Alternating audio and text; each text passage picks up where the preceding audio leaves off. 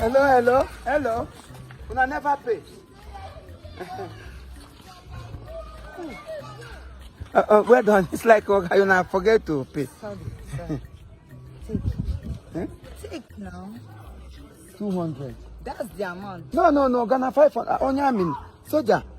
Na 500. Take it now. Excuse me, sir. Excuse me. What is he talking about? What is he talking about? Not talking about. You, I told you people 500 now. Why are you giving me 200? You did not tell me. Oga soldier, please pay. Oga, that's what she has. Oga, that's not what she has. That's not what she has. How can she has? You what she has. There's no other money. You are the man here. You are supposed to pay. I'm not she. Please don't insult my boyfriend. Please, it's my boyfriend. Don't insult him.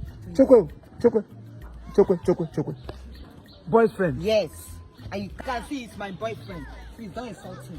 Boyfriend. Let's go inside. Hold on, Ogami. Boyfriend. I be mother-in-law. Okay, you hear that? Don't insult me. He's my boyfriend. Please. Onyami. This one where you wear nose mask. Corona don't finish. I'm not feeling fine. The dust is disturbing me. Yes. Can I know who I carry, please? Okay, what is your problem? Bruno machine we have given you money. Yes. What is my problem? Yes.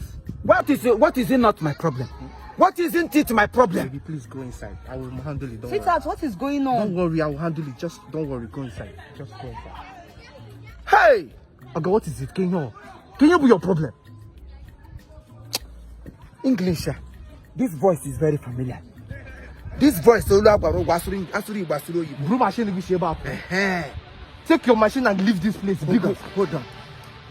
Hey!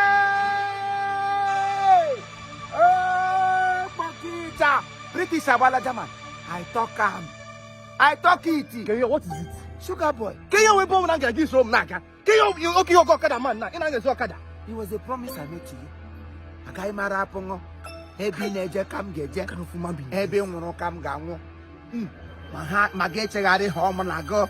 I wish come am ga happen no one. I must follow you until you become useful. Oga, okwenye go ego. Ego onye king. Take your bike and leave this place. Na tupa no jo kamgbe. I can't fear say I don't jump soldier. I'm until you go ja. You will go ja. You must pay me my money today. So your problem. Wait a minute now. Imo kwase what dey hear.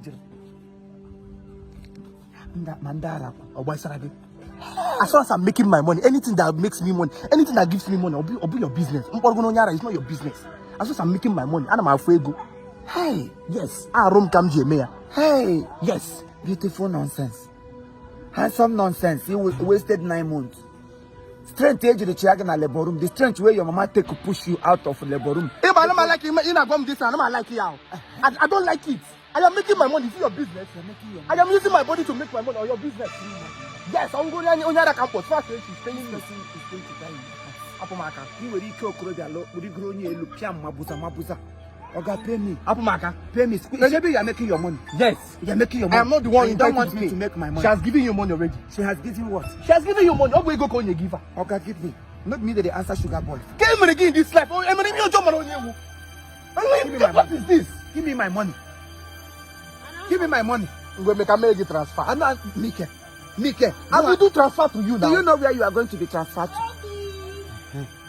What is happening? What is going on, baby? Madam, come on. Biabiko. Your beautiful nonsense don't want to complete my money. We talked 500 now, and you give me 200. You take it. Take it what? I heard when you said mad woman. You go leave. Leave. Baby, I love you. Leave one or I will show you the madness. Leave. I love you. Please don't do anything. Just no. He called me mad woman. Baby, it's okay. Just leave. Baby, it's okay. I will show you the madness. Leave. 1, 2. Leave. 3. Hey. I will show you the madness. Baby, now. Okay now, baby. Just leave. Baby. 1. No, hey. I will show you the okay. No. Oh, okay. I will show you that madness. It's okay. I will show you the madness. No, I will show you that madness. I will show you the madness. Trust me, I'll show you my let me show this madness. Hey. Mukrobe unete uno kwari school. Hey, somebody's 9 months. Even if say na chawuta, 10, 5 koba, no fit collect this man. They give me this type of woman, 10 for 5 koba. Even I go deliver myself. Now if somebody carry chest, head, put for chest, they call him baby. Hey! Oh, Monarchy, this money where you no pay me. You don't know me, oh. Chineke I go help you. I go jam you na on compy.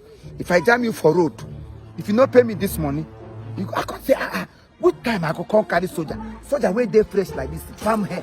Soldier where come palm hair. Do dreadlock. Do link lip, pink lip. Nation, what town. I'm sorry, I'm shoes. Don't worry. Hello, Ephraim. Hello. You do what I mean? Oh, Imo. I want Okay. I'm your lot here. How you do? Well done. They come to your house now. They say you come out for stroke. They say you go do walk around. I say make I rush around and see you. Oh, the man, my brother, all the man, the child. That yesterday, where you they share things for widows and let privilege. Where you they share things for widows and let privilege. As you can't give me this 10 naira. Okay. You give me, I don't go this morning. I don't carry and go meet to 1 or 2 person. Okay. This morning. Say, where they tell me, waiting this Obodo Igbo money mean. They say an ordinary 10. I say, why you go come give me 10? You know, see $1 where other people they share around. Give with a 10 pound. I saw a pan, head the pan, call pan, Nigeria for granite, a madam pan, you know. Give with a 10 pound. I don't pass this kind of thing. Hey. And they hate people where they like to insult fellow human. If say the Obodo Igbo where you go, you know reach the end. You tell us. You know think it's about deep come with a 10. Give him $1 and does on it. A big rich Iban way go. Has no 10 and kete.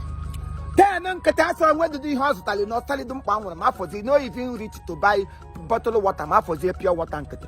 I go come give me this canteen. Anyway, Madam Vagina carry. And it can't like a cow or $1. I will need them $1. I share one a line here. She do Maurice America. She do Maurice near $1. $1 by educator before I buy enemy. I'm a me hopper. Elaine, she governor, the governor wouldn't work. You do most batapa. Kauzo Kura na London. Okura Batote, Yanyam 1 pound.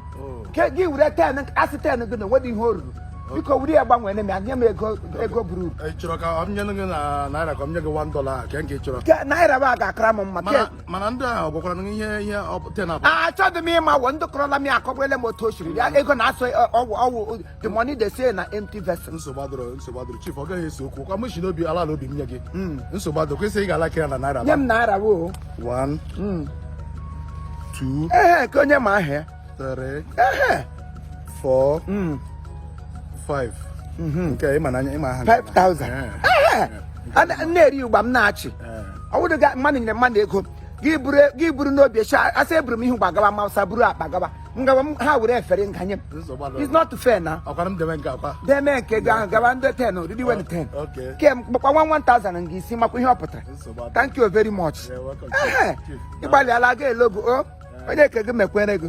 King Mubak Ramoma. Hey.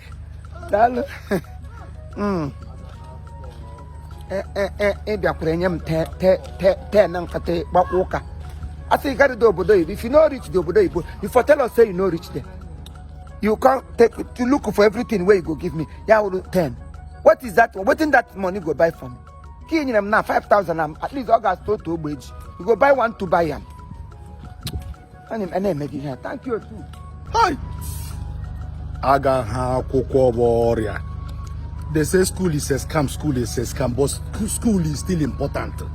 See somebody that I gave 10 pounds, equivalent of 21,000 naira. Or Sinamegum, you know, 10, I saw ordinary 10. Or prefer I with a 5,000 naira, only 5,000. Aye, Aga ha koko warrior. Oh, Chief, ngi karambo. I'm never going to at least I'm going to another person.